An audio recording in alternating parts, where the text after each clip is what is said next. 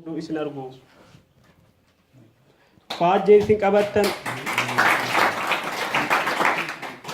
faajjii isin qabattan alaabaan dhaabbattan bifa keessan ibsu yoomu biran dhibdan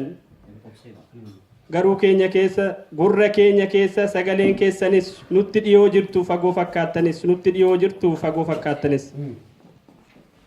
yeroo hunda kaasnaa isin waliin haasofnaa guyyaa ta'e halkan yoom isin dagannaa qalama keessanis qubeen keenyas qalama qabaannus qubeen keenyas yoo dubbisuuf jennus seenaan kan keessanii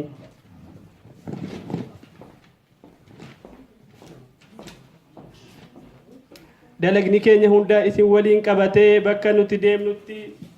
haamilee nuuf laatee dhiiga keessantu jira laphee keenya keessa hidda keenya seenee lafee keenya cimsaa hayyoota gootowwan wayyaaniin isin qaltee tasa hin dandeessu diinni isin awwaaltee yeroo hunda isin jirtu nu biran hin kufne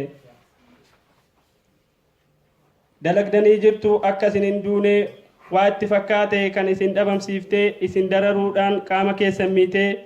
yakka riyaa hin qabne isin irratti raawwattee isheetti fakkaate nan ajjeese jette beekaadhaaf wallaalaa mara sababal'aa osoo addaan